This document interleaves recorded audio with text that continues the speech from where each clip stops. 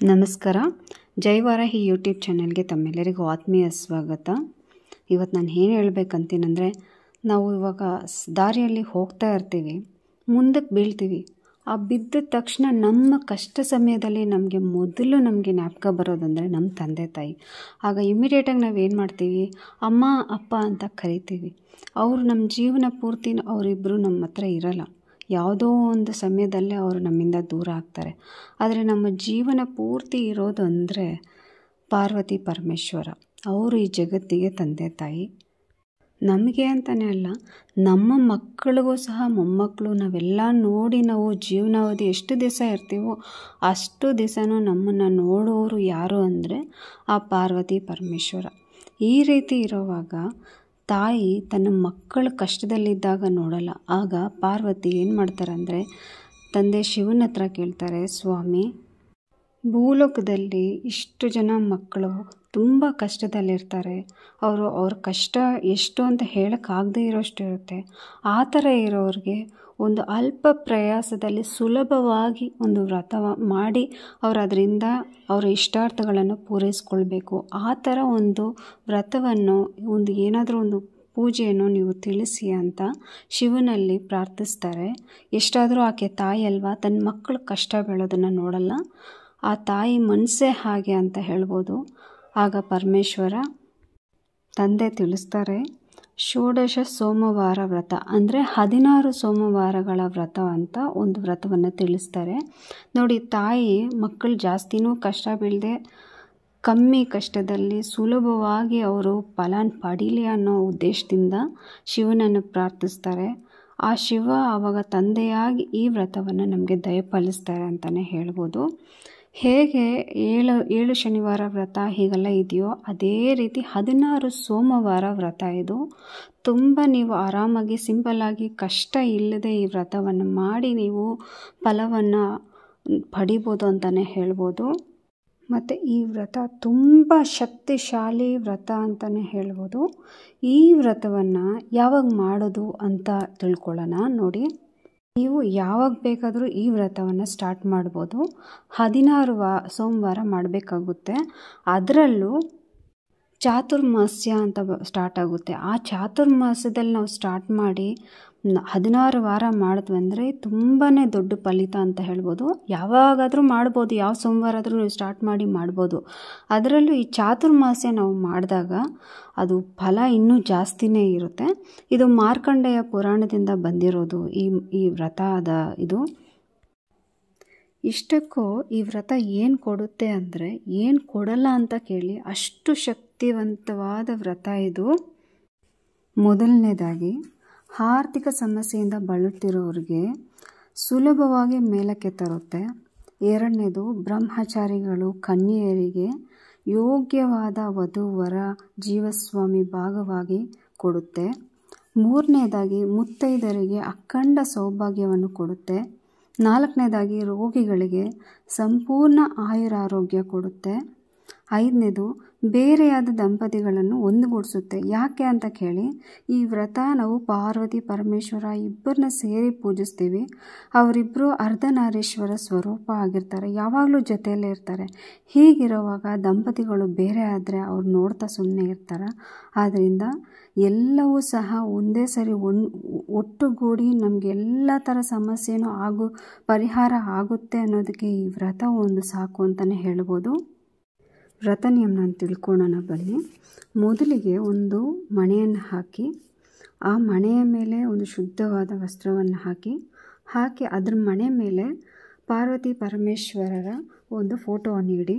ಪಾರ್ವತಿ ಪರಮೇಶ್ವರರು ಇಲ್ಲದೇ ಇರೋ ಮನೆಯೇ ಇಲ್ಲ ಅಂತ ನಾನು ಅಂದ್ಕೊಂಡಿದ್ದೀನಿ. ಅವರ ಫೋಟೋವನ್ನು ಇಕ್ಕಿ, ಕಳಶ ನಿಮ್ಮ ಮನೆಯಲ್ಲಿ ಇರೋದಾದರೆ, ನಿಮ್ಮ ಸಂಪ್ರದಾಯದಲ್ಲಿ ಇರೋದಾದರೆ, ನಿಮ್ಮ ಮನೆಯಲ್ಲಿ ಬಂದಿದ್ದರೆ ಕಳಶವನ್ನು ಇಡಿ. ಇಲ್ಲ ಅಂದರೆ ಏನು ತೊಂದರೆ ಇಲ್ಲ, ನೀವು ಕಳಶ ಇಟ್ಟೇ ಮಾಡಬೇಕು ಅಂತ ಏನಿಲ್ಲ. ನಿಮ್ಮ ಮನೇಲಿ ಇದ್ದರೆ ಅದು ಮಾಡಿ, ಇಲ್ಲಾಂದರೆ ಪರವಾಗಿಲ್ಲ. ಒಂದು ಇಂಪಾರ್ಟೆಂಟ್ ಆದ ಏನಂದರೆ, ಹುತ್ತದ ಮಣ್ಣು ಬೇಕಾಗುತ್ತೆ. ಹುತ್ತದ ಮಣ್ಣು ಏನಕ್ಕಂದರೆ, ಅದರಿಂದ ನಾವು ಶಿವಲಿಂಗವನ್ನು ಮಾಡಬೇಕಾಗುತ್ತೆ. ಹುತ್ತದ ಮಣ್ಣು ನಿಮ್ಮ ಸರೌಂಡಿಂಗಲ್ಲಿ ಹುತ್ತ ಇದ್ದೇ ಇರುತ್ತೆ. ಅಲ್ಲೋಗಿ ಪೂಜೆ ಸಲ್ಲಿಸಿ, ಅಲ್ಲಿಂದ ನಿಮಗೆ 16 ವಾರಕ್ಕೆ ಆಗೋಷ್ಟು ಮಣ್ಣು ನೀವು ಪೂಜೆ ಮಾಡಿ ತಗೊಂಡು ಬಂದು ಚೆನ್ನಾಗಿ ಅದನ್ನು ಜರಡಿ ಎಲ್ಲ ಮಾಡಿ ಶುದ್ಧಿ ಮಾಡಿ ಒಂದು ಸ್ವಲ್ಪ ಮಣ್ಣನ್ನು ತಗೊಳ್ಳಿ. ಒಂದು ದೇವರ ಪಾತ್ರೆ ಇರುತ್ತಲ್ವ, ಹಿತ್ತಾಳೆ ಪಾತ್ರೆ ಆ ಥರ, ಆ ಪಾತ್ರೆಯಲ್ಲಿ ನಿಮಗೆ ಒಂದು ಚಿಕ್ಕದಾದ ಲಿಂಗ ಎಷ್ಟು ಮಾಡೋಕ್ಕೆ ಬೇಕು ಅಷ್ಟು ಮಣ್ಣನ್ನು ಹಾಕಿ, ಅದರಲ್ಲಿ ಅರಿಶಿನ ಕುಂಕುಮ ವಿಭೂತಿಯನ್ನು ಹಾಕಿ, ಶುದ್ಧ ಗಂಗಾ ಜಲ ಇದ್ದರೆ ಹಾಕಿ, ಇಲ್ಲಾಂದರೆ ಪನ್ನೀರನ್ನು ಸ್ವಲ್ಪ ಹಾಕಿ, ಮತ್ತು ನೀರಿನಿಂದ ಲಿಂಗವನ್ನು, ಪಾರ್ಥಿವ ಲಿಂಗ ಅಂತೀವಿ, ಲಿಂಗವನ್ನು ಮಾಡ್ಕೊಳ್ಳಿ.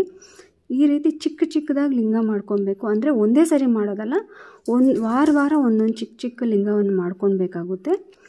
ಈ ಫಸ್ಟ್ ಸೋಮವಾರ ಒಂದು ಮಾಡ್ಕೊಂಡ್ವಿ, 2ನೇ ಸೋಮವಾರ ಇನ್ನೊಂದು ಲಿಂಗ ಮಾಡ್ಕೊಬೇಕು. ಆ ಥರ 16 ಸೋಮವಾರಗಳು ಸಹ ನೀವು ಲಿಂಗಗಳನ್ನು ಮಾಡಿ ದೇವರ ಹತ್ರ ಇಟ್ಟು ನೀವು ಪೂಜೆಯನ್ನು ಸಲ್ಲಿಸಬೇಕಾಗುತ್ತೆ. ಇದು ಇಂಪಾರ್ಟೆಂಟು. ಈ ವ್ರತದಲ್ಲಿ ಈ ಪ್ರಕ್ರಿಯೆ ಇಂಪಾರ್ಟೆಂಟು. ಹುತ್ತದ ಮಣ್ಣಿನಿಂದ ನೀವು ಲಿಂಗವನ್ನು ಮಾಡಿ ಪೂಜೆ ಸಲ್ಲಿಸಬೇಕು. ನಿಮಗೆ ಸಪೋಸ್ ಹುತ್ತದ ಮಣ್ಣು ನಮಗೆ ಸಿಕ್ಕಿಲ್ಲ ಅನ್ನೋದಾದರೆ, ಅಟ್ಲೀಸ್ಟ್ ಯಾರು ತುಳಿದೇ ಇರುವಂಥ ಜಾಗದಲ್ಲಿ ಮಣ್ಣು ಸಿಕ್ಕಿದ್ರೆ ಆ ಮಣ್ಣನ್ನು ತಂದು ನೀವು ಪೂಜೆಯನ್ನು ಸಲ್ಲಿಸಿ. ಅದೇ ಥರ ಲಿಂಗಗಳನ್ನು ಮಾಡಿ. ನಮ್ಗೆ ಅದೂ ಸಾಧ್ಯ ಇಲ್ಲ ಅನ್ನೋದಾದರೆ ನಿಮ್ಮ ಮನೇಲಿರೋ ಲಿಂಗವನ್ನೇ ಇಟ್ಟು ಪೂಜೆ ಮಾಡಿ. ಬಟ್ ಇಂಪಾರ್ಟೆಂಟ್ ಏನಂದರೆ, ನಾವು ಕೈಯಾರ ಆ ಲಿಂಗವನ್ನು ಮಾಡಿ ಇಟ್ಟು ಪೂಜೆ ಸಲ್ಲಿಸೋದೇ ಈ ವ್ರತದಲ್ಲಿ ಇಂಪಾರ್ಟೆಂಟ್ ಆದದ್ದು. ಇದು ಆಯಿತು. ಪ್ರಸಾದ ಅನ್ನೋದಾದರೆ ನೀವು ಬೆಳಗ್ಗೆಯಿಂದ ಉಪವಾಸ ಇರಬೇಕಾಗುತ್ತೆ. ಅದಕ್ಕೋಸ್ಕರ ನಾವೇನು ಮಾಡಬೇಕಂದ್ರೆ, ನೈವೇದ್ಯ ದೇವ್ರಿಗೆ ಗೋಧಿ ಹಿಟ್ಟನ್ನು ಚೆನ್ನಾಗಿ ಹುರಿದುಬಿಟ್ಟು ತುಪ್ಪ ಹಾಕ್ತಿರೋ ಏನೋ ನೀವು ಹಾಕಿ ಹುರಿದು ಬೆಲ್ಲದ ಪಾಕವನ್ನು ತೆಗೆದು ಅದರಲ್ಲಿ ಇದನ್ನು ಚೆನ್ನಾಗಿ ಮಿಕ್ಸ್ ಮಾಡಿ, ಇದು ಬೆಲ್ಲದೆಲ್ಲ ಹಾಕಿ ಮಿಕ್ಸ್ ಮಾಡಿದಾಗ ಅದು ನಾವು ಇವಾಗ ಸತ್ಯನಾರಾಯಣ ಪೂಜೆಯಲ್ಲಿ ಮಾಡ್ತೀವಿ ನೋಡಿ, ರವೆಯಿಂದ ಹಲ್ವಾ, ಅದೇ ರೀತಿ ಗೋಧಿ ಹಿಟ್ಟಿನಿಂದ ಇದು ಮಾಡೋದು. ಅದೇ ಥರ ಪ್ರಸಾದನೇ ಮಾಡಿ ಭಗವಂತನಿಗೆ ಅರ್ಪಿಸಿ ಪೂಜೆ ಎಲ್ಲ ಆದಮೇಲೆ ಅದನ್ನು 3 ಭಾಗ ಮಾಡಬೇಕಾಗುತ್ತೆ. 3 ಭಾಗದಲ್ಲಿ 1 ಭಾಗವನ್ನು ನಿಮ್ಮ ಮನೇಲಿ ಯಾರಾದರೂ ಬಂದಿದ್ದರೆ ಅವರು ಕೊಡಬೇಕಾಗುತ್ತೆ. ಅಂದರೆ ಭಕ್ತರಿಗೆ ನಾವು ಹೇಗೆ ಹಂಚ್ತೀವೋ ಆ ಥರ ಆ 1 ಭಾಗವನ್ನು ಅವ್ರಿಗೆ ಹಂಚಬೇಕಾಗುತ್ತೆ. ಇನ್ನೊಂದು ಭಾಗವನ್ನು ಗೋವಿಗೆ ಕೊಡಬೇಕು. ಇನ್ನೊಂದು ಭಾಗವನ್ನು ಯಾರು ವ್ರತ ಮಾಡಿರ್ತೀವಲ್ಲ ಅವರು ಅವತ್ತು ಅದನ್ನೇ ಸ್ವೀಕರಿಸಬೇಕು. ಇದು ಪ್ರಸಾದದ ನಿಯಮ. ಮತ್ತು ಪೂಜೆ ಯಾವ ರೀತಿ ಮಾಡ್ಕೊಳ್ಬೇಕು ಅಂದರೆ, ಮೊದಲಿಗೆ ಸಂಕಲ್ಪ ಮಾಡ್ಕೊಳ್ಳಿ. ಕಳಶ ಇಟ್ಟಿದ್ರೆ ಕಳಶಾರಾಧನೆಯನ್ನು ಮಾಡಿ. ಕಳಶ ಇಟ್ಟಿಲ್ಲ ಅಂದರೆ ನೀವು ಉದ್ದರನೇ ಇಕ್ಕಿರ್ತೀರಲ್ಲ, ನೀರು ಇಟ್ಟಿರ್ತೀರಲ್ಲ, ಅದ್ರ ಮೇಲೇ ನೀವು ಕೈ ಇಟ್ಟು ನೀವು ಕಳಶಾರಾಧನೆಯನ್ನು ಮಾಡ್ಕೊಳ್ಳಿ. 3ನೇದಾಗಿ ಗಣಪತಿಯನ್ನು ಪೂಜೆ ಮಾಡಿ. ನಿಮ್ಗೆ ಗೊತ್ತಲ್ಲ, ಗಣಪತಿಯನ್ನು ಪೂಜೆ ಮಾಡದೆ ನಾವು ಯಾವ ದೇವ್ರನ್ನೂ ಪೂಜೆ ಮಾಡೋಂಗಿಲ್ಲ. ಮೊದಲಿಗೆ ಗಣಪತಿ ಪೂಜೆಯನ್ನು ಮಾಡಿ, ಆಮೇಲೆ ಪಾರ್ವತಿ ಪರಮೇಶ್ವರನ್ನ ಆಹ್ವಾನ ಮಾಡಿ, ಅಂದರೆ ಬನ್ನಿ ನಮ್ಮ ಮನೆಗೆ ಬನ್ನಿ, ನಾನು ವ್ರತ ಮಾಡ್ತಾಯಿದ್ದೀನಿ ಅಂತ ಕರೆಯೋದು, ಅದನ್ನು ಆಹ್ವಾನ ಮಾಡಿ.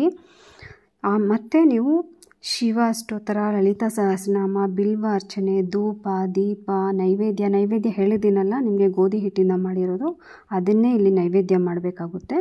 ಮತ್ತು ನೀವು ಹಣ್ಣು ಏನಿಟ್ಟಿರ್ತೀರೋ ಆ ಹಣ್ಣು ಅದು ಎಲ್ಲವನ್ನು ಸೇರಿ ನೈವೇದ್ಯ ಮಾಡಿ, ಧೂಪ, ದೀಪ, ಕರ್ಪೂರ, ಆರತಿ ಎಲ್ಲವನ್ನು ಮಾಡಿ, ನಂತರ ನೀವು 16 ಸೋಮವಾರ ವ್ರತ ಕಥೆ ಅಂತ ಬುಕ್ ಬರುತ್ತೆ, ನಿಮಗೆ ಎಲ್ಲ ಕಡೆಯೂ ಸಿಗುತ್ತೆ ಅದು ಆರಾಮಾಗಿ. ಆ ಕಥೆಯನ್ನು ಇಲ್ಲಿ ಪಾರಾಯಣ ಮಾಡಬೇಕಾಗುತ್ತೆ. ನೀವು ಇದೆಲ್ಲ ಮಾಡಿದ್ಮೇಲೆ ಕಥೆ ಪಾರಾಯಣ ಮಾಡಬೇಕು. ಆ ಕಥೆಯಲ್ಲೇ ನಿಮಗೆ ಈ 16 ಸೋಮವಾರದ ಕಥೆಯನ್ನು ಶಿವನೇ ವಿವರಿಸಿರೋದು ಪಾರ್ವತಿ ದೇವಿಗೆ.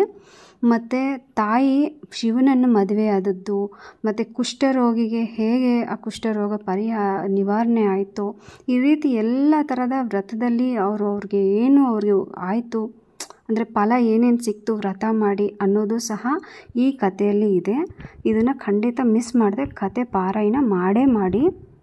ಮತ್ತು ಕಥೆ ಪಾರಾಯಣ ಆದಮೇಲೆ ನೀವು ಯಾರನ್ನಾದರೂ ಕರೆದು ನೀವು ನಿಮ್ಮ ಕೈಲಾಗಿದ್ದು ತಾಂಬೂಲನೋ ಇಲ್ಲ ನೀವು ಊಟ ಇಡಬೇಕು, ನೀವು ಬಟ್ಟೆ ಕೊಡಬೇಕು, ಅದೆಲ್ಲ ಏನಿಲ್ಲ. ನಿಮ್ಮ ಶಕ್ತಿ ಇದ್ದರೆ ನೀವು ಮಾಡ್ಬೋದು ಧಾರಾಳವಾಗಿ, ಅದು ನಿಮ್ಮ ಇಷ್ಟ. ಬಟ್ ಒಳ್ಳೆ ಮನಸ್ಸಿರೋರನ್ನ, ಅಂದರೆ ನಿಮಗೆ ಒಳ್ಳೆಯದೇ ತಿಳಿಯೋ ಅಂಥವ್ರು ಇರ್ತಾರಲ್ವ, ಒಬ್ಬರು ಕೆಟ್ಟದ್ದು ಮಾಡದೇ ಇರೋ ಥರ ಯಾರೋ ಒಬ್ಬರಾದ್ರೂ ನಿಮ್ಗೆ ಅನಿಸ್ತಾರೆ ಅವ್ರು ಒಳ್ಳೆಯವರು ಅಂತ. ಆ ಥರ ಒಳ್ಳೆ ಮನಸ್ಸು ಇರೋರನ್ನ ಮಾತ್ರ ಕರೀರಿ. ಒಬ್ಬರಾದ್ರೂ ಚಿಂತೆ ಇಲ್ಲ, ಗಂಡಸೋ ಹೆಂಗಸೋ ಇಲ್ಲ ದಂಪತಿಗಳು ಯಾರಿದ್ರೂ ಚಿಂತೆ ಇಲ್ಲ, ಅವ್ರನ್ನ ಕರೆದು ನಿಮ್ಮ ಕೈಯಲ್ಲಿ ಏನಿದೆಯೋ ನಿಮ್ಗೆ ಏನು ಕೊಡೋಕ್ಕೆ ಸಾಧ್ಯನೋ ಒಂದು ತಾಂಬೂಲ ಆದರೂ ಕೊಟ್ಟು ಅವರಿಂದ ಆಶೀರ್ವಾದ ಪಡ್ಕೊಳ್ಳಿ. ಯಾಕಂದರೆ ಅವತ್ತು ಆ ರೀತಿ ಮಾಡಿದ್ಮೇಲೆ ನಮ್ಮ ಆ ದಿನದ ವ್ರತ ಕಂಪ್ಲೀಟ್ ಆಗುತ್ತೆ. ನಂತರ ನೀವು ರಾತ್ರಿಗೆ ಪೂಜೆ ಆದಮೇಲೆ ಆ ಪ್ರಸಾದವನ್ನು ನೀವು ಗೋಧಿ ಹಿಟ್ಟಿಂದ ದೇವ್ರಿಗೆಲ್ಲ ಮಾಡಿ 3ನೇ ಭಾಗ ಇಟ್ಟಿರ್ತೀರಲ್ಲ, ಆ 3ನೇ ಭಾಗನ ನಿಮ್ಮ ಮನೆಯವ್ರಿಗೂ ಹಂಚಿ ನೀವು ಅದನ್ನು ತಿನ್ನಿ. ಅವತ್ತು ಬೆಳಗ್ಗೆಯಿಂದ ನಿಮಗೆ ಶಕ್ತಿ ಇದ್ದರೆ ಬೆಳಗ್ಗೆಯಿಂದ ಉಪವಾಸ ಇದ್ದು ಆ ಪ್ರಸಾದವನ್ನು ಮಾತ್ರ ನೀವು ಸೇವಿಸಿ. ಇನ್ನೊಂದು ಇಂಪಾರ್ಟೆಂಟ್ ಏನಂದರೆ, ಅವತ್ತು ನೀವು ಗೃಹಿಣಿಯರಾಗಿದ್ದರೆ ನಾವು ಅಡುಗೆ ಮಾಡಬೇಕಾಗುತ್ತೆ. ಆ ಉಪ್ಪು ಒಂದು ಮುಟ್ಟಬಾರ್ದು ಅವತ್ತು. ಉಪ್ಪನ್ನು ಬೇಕಾದ್ರೆ ಒಂದು ಸ್ಪೂನಲ್ಲಿ ಹಾಕಿ ಮಾಡೋ ಹಾಗೋ ಹೇಗೋ ಆ ಥರ ನೀವು ವ್ಯವಸ್ಥೆ ಮಾಡ್ಕೊಳ್ಳಿಲ್ಲ. ನಿಮ್ಮ ಮನೇಲಿ ಯಾರಾದರೂ ಇದ್ದರೆ ದೊಡ್ಡವರು ಯಾರೋ ಮಕ್ಕಳು ಅವ್ರ ಕೈಲಿ ಉಪ್ಪನ್ನು ಹಾಕಿಸಿ ಅಡುಗೆ ಮಾಡೋವಾಗ ಉಪ್ಪನ್ನು ಮುಟ್ಟಕ್ಕೆ ಹೋಗಬೇಡಿ. ಪ್ರಸಾದವನ್ನೆಲ್ಲ ನೀವೇ ಆರಾಮಾಗಿ ಮಾಡ್ಕೊಬೋದು. ಉಪ್ಪನ್ನು ಮುಟ್ತೀರಾ, ವ್ರತವನ್ನು ಮಾಡೋ ದಿವಸ ಉಪ್ಪು ಮುಟ್ಟಬೇಡಿ. ಇದು ನಾನು ನಿಮಗೆ ಹೇಳ್ತಾ ಇದ್ದೀನಿ, ಜ್ಞಾಪಕದಲ್ಲಿ ಇಟ್ಕೊಂಡು ಮಾಡಿ. ಈಗ ಪೂಜೆ ವಿಧಾನ ಎಲ್ಲವನ್ನು ಸಹ ತಿಳಿಸಿದ್ದೀನಿ ಇಲ್ಲಿವರೆಗೂ. ಮತ್ತು ಯಾವಾಗ ನಾವು ಇವಾಗ ಸ್ಟಾರ್ಟ್ ಮಾಡಬೇಕು ಈ ವರ್ಷ ಅನ್ನೋದಾದರೆ, ಈ ವರ್ಷ ನಿಮಗೆ 22 ಜುಲೈ 2024 ಸೋಮವಾರದಿಂದ ನಾವು ಈ ವ್ರತವನ್ನು ಸ್ಟಾರ್ಟ್ ಮಾಡಬೇಕಾಗುತ್ತೆ. ನೋಡಿ, ಆಷಾಢದಲ್ಲಿ ಬರೋ ಈ ಪೌರ್ಣಮಿ ಬಿಟ್ಟು ಫಸ್ಟ್ ಬರೋ ಸೋಮವಾರದಿಂದ ಸ್ಟಾರ್ಟ್ ಮಾಡಿ ಕಾರ್ತಿಕ ಪೌರ್ಣಮಿವರೆಗೆ ಅಂದರೆ 4 ತಿಂಗಳು ನಮಗೆ ಇದು ವ್ರತ ಮಾಡೋಕ್ಕೆ ಟೈಮ್ ಇರುತ್ತೆ ಕರೆಕ್ಟಾಗಿ. ಅದರಿಂದ ಆಷಾಢ ಪೌರ್ಣಮಿಯಾಗಿ ಫಸ್ಟು ಸೋಮವಾರ ಅಂದರೆ ನಮಗೆ 22ನೇ ತಾರೀಕು ಸ್ಟಾರ್ಟ್ ಆಗ್ತಾಯಿದೆ. ಅದರಿಂದ ಅವತ್ತು ನಾವು ಸ್ಟಾರ್ಟ್ ಮಾಡಿ ಕಾರ್ತಿಕದಷ್ಟರಲ್ಲಿ ನಾವು ಮುಗಿಸ್ಬೋದು. ನಾನು ಹೇಗೆ ನಿಮಗೆ ನಿಯಮ ಹೇಳಿದ್ದೀನಲ್ವ, ಸೇಮು ನೀವು ಬೆಳಗ್ಗೆ ಆದರೆ ಬೆಳಗ್ಗೆ ಮಾಡಿ, ಸಂಜೆ ಆದರೆ ಸಂಜೆ ಮಾಡಿ. ಆರಾಮಾಗಿ ನೀವು ಕೆಲಸಕ್ಕೆ ಬೆಳಗ್ಗೆ ಹೋಗೋರಾದರೆ ಆರಾಮಾಗಿ ಬೆಳಗ್ಗೆ ಎದ್ದು ಎಲ್ಲ ಶುಚಿ ಮಾಡಿ ದೀಪ ಹಚ್ಚಿ ಹೋಗಿ, ಸಂಜೆ ಬಂದು ನೀವು ಈ ಪಾರ್ಥಿವ ಲಿಂಗವನ್ನು ಮಾಡಿ ಇಟ್ಟು ಷೋಡಶೋಪಚಾರ ಸಂಕಲ್ಪ ಹೇಳಿದಂಗೆ ಗೋಧಿ ಹಿಟ್ಟಿನ ನೈವೇದ್ಯ ಎಲ್ಲವನ್ನು ಮಾಡಿ ಎಲ್ಲ ಯಾವ ರೀತಿ ನಾನು ಪ್ರೊಸೀಜರ್ ಹೇಳಿದ್ದೀನೋ ಹಾಗೆ ಮಾಡಿ ಮುಗಿಸಿ, ಮಾರನೇ ದಿವಸ ಮಂಗಳವಾರ ಬೆಳಗ್ಗೆ ನೀವು ಮತ್ತೆ ಆ ಮಣೆಯನ್ನು ಕದಲಿಸಿ, ಅಲ್ಲಿಗೆ ನಿಮ್ಮದು ವ್ರತ ರಾತ್ರಿನೇ ಪೂಜೆ ಎಲ್ಲ ಮುಗ್ದಿರುತ್ತೆ. ಬೆಳಗ್ಗೆ ಅದನ್ನು ಕದಲಿಸಿ ನೀವು ಆಮೇಲೆ ಎಲ್ಲ ಕ್ಲೀನ್ ಮಾಡ್ಕೊಬೋದು. ಹೀಗೆ 16 ವಾರನ ನೀವು ಕಂಪ್ಲೀಟ್ ಮಾಡಬೇಕು. 17ನೇ ವಾರ ಈ ಎಲ್ಲ ಲಿಂಗಗಳು ಮಾಡಿರ್ತೀರಲ್ಲ, ವಾರ ಒಂದೊಂದು ಲಿಂಗ ಮಾಡಿ ಇಟ್ಟು ಪೂಜೆ ಮಾಡಿರ್ತೀರಲ್ಲ, ಆಗ 17ನೇ ವಾರ ಎಲ್ಲ 16 ಲಿಂಗಗಳನ್ನು ಇಟ್ಟು ನೀವು ಪೂಜೆ ಮಾಡಿ. ಹೇಗೆ ಮಾಡ್ತಿದ್ರೋ ಅದೇ ಥರ ನೈವೇದ್ಯ ಎಲ್ಲವನ್ನು ಇಟ್ಟು ಪೂಜೆ ಮಾಡಿ, ನಿಮ್ಮ ಕೈಲಾದರೆ ಯಾರನ್ನಾದರೂ ಬ್ರಾಹ್ಮಣರನ್ನ ಕರೆದು ನಿಮ್ಗೆ ಏನು ಕೈಯಲ್ಲಾಗುತ್ತೋ ಆ ಪ್ರದಕ್ಷಿಣೆ ಏನು ಕೊಡ್ತಿರೋ ಅದನ್ನು ನೀವು ಕೊಟ್ಟು ಆಶೀರ್ವಾದ ತಗೊಂಡು ಆ ಲಿಂಗಗಳನ್ನು ನೀವು ತಗೊಂಡು ಹೋಗಿ ಹರಿಯುವ ನದಿಯಲ್ಲೋ ಇಲ್ಲ ಕೊಳದಲ್ಲೋ ಬಾವಿಯಲ್ಲೋ ಬಿಡ್ಬೋದು. ಹರಿಯೋ ನೀರಲ್ಲಿ ಬಿಟ್ಟರೆ ತುಂಬ ಒಳ್ಳೆಯದು. ಎಷ್ಟೋ ಪುಣ್ಯಕ್ಷೇತ್ರಗಳಿದೆ ಹರಿಯೋ ನೀರಿನಲ್ಲಿ. ಆ ಥರ ನೀವು ಎಲ್ಲೋ ಒಂದು ಪುಣ್ಯಕ್ಷೇತ್ರ ಒಂದು ದಿವಸ ಹೋಗಿ ಬರೋದ್ರಲ್ಲಿ ಏನೂ ತಪ್ಪಿಲ್ಲ ಅಲ್ವಾ. ಟೈಮ್ ಮಾಡಿಕೊಂಡು ನಿಮ್ಮ ವ್ರತ ಎಲ್ಲ ಮುಗಿದ ಮೇಲೆ 17ನೇ ವಾರದ ಪೂಜೆನೂ ಮುಗಿಸ್ಬಿಟ್ಟು ತಗೊಂಡೋಗಿ ಹರಿಯೋ ನೀರಲ್ಲಿ ಬಿಟ್ಟು ಶಿವ ಪಾರ್ವತಿಯ ಅನುಗ್ರಹನ ಪಡ್ಕೊಳ್ಳಿ ಅಂತ ಹೇಳ್ತಾ ಇದ್ದೀನಿ. ನಿಮ್ಗೇನಾದರೂ ಡೌಟ್ ಇದ್ದರೆ ಕಮೆಂಟ್ ಬಾಕ್ಸಲ್ಲಿ ಕಮೆಂಟ್ ಮಾಡಿ, ನಾನು ರಿಪ್ಲೈ ಮಾಡ್ತೀನಿ. ದಯವಿಟ್ಟು ಇದನ್ನು ಮಿಸ್ ಮಾಡ್ಕೊಬೇಡಿ. ಸೋಮವಾರ ಸ್ಟಾರ್ಟ್ ಆಗೋದ್ರಿಂದ ಸೋಮವಾರ ನಿಮಗೆ ಆ್ಯಕ್ಚುಲಿ 22ಗೆ ಆಗಿಲ್ಲ ಆ ಸೋಮವಾರ ಮಾಡೋದು ಅನ್ನೋದಾದರೆ ಪರವಾಗಿಲ್ಲ, ನೀವು ನೆಕ್ಸ್ಟ್ ವೀಕಿಂದನೂ ಸಹ ನೀವು ಸ್ಟಾರ್ಟ್ ಮಾಡ್ಕೊಬೋದು, ಏನು ತೊಂದರೆ ಇಲ್ಲ. ಮತ್ತು ಪೀರಿಯಡ್ಸ್ ಟೈಮ್ ಬಂದಾಗ ಅದು ನೀವು ಆ ವಾರ ಬಿಟ್ಟು ಮತ್ತೆ ನೀವು ಯಾವ ವಾರ ನೀವು ಮಾಡಿದ್ದೀರೋ ಅದನ್ನು ಹಾಗೆ ಕಂಟಿನ್ಯೂ ಮಾಡ್ಕೊಂಡು ಹೋಗ್ಬೋದು, ಅದೂ ಏನು ತೊಂದರೆ ಇಲ್ಲ. ಅದನ್ನು ಸಹ ತಿಳಿಸಿದ್ದೀನಿ. ಮಿಸ್ ಮಾಡದೆ ಈ 16 ಸೋಮವಾರ ವ್ರತವನ್ನು ಮಾಡಿ ನಿಮ್ಮೆಲ್ಲ ಕಷ್ಟಗಳು ದೂರ ಆಗಿ ಎಲ್ಲವೂ ಸಹ ಒಳ್ಳೆಯದೇ ಆಗುತ್ತೆ. ನಮ್ಮ ತಂದೆ ತಾಯಿಯಾದ ಶಿವ ಪಾರ್ವತಿಯವರ ನಂಬಿಕೆ ಶ್ರದ್ಧೆ ಎಲ್ಲ ಪ್ರಪಂಚದ ಸರ್ವಸ್ವನೇ ಅವರೇ ಆಗಿದ್ದಾರೆ. ಅವ್ರ ಮೇಲೆ ನಂಬಿಕೆ ಇಟ್ಟು ಈ ವ್ರತವನ್ನು ಮಾಡಿ ಒಳ್ಳೆಯದಾಗುತ್ತೆ ಅಂತ ಹೇಳ್ತಾ, ಜೈ ವಾರಾಹಿ ಶ್ರೀ ಮಾತ್ರೇ ನಮಃ. ದಯವಿಟ್ಟು ನನ್ನ ಚಾನಲ್ನ ಸಬ್ಸ್ಕ್ರೈಬ್ ಮಾಡಿ. ನೀವು ಸಪೋರ್ಟ್ ಮಾಡ್ತಾಯಿದ್ರೆ ಇನ್ನೂ ಹಲವಾರು ವ್ರತಗಳನ್ನು, ಪೂಜೆಗಳನ್ನು, ತಾಂತ್ರಿಕ ಪರಿಹಾರಗಳನ್ನು ತಿಳಿಸ್ತೀನಿ ಅಂತ ಹೇಳ್ತಾ, ಶ್ರೀ ಮಾತ್ರೇ ನಮಃ.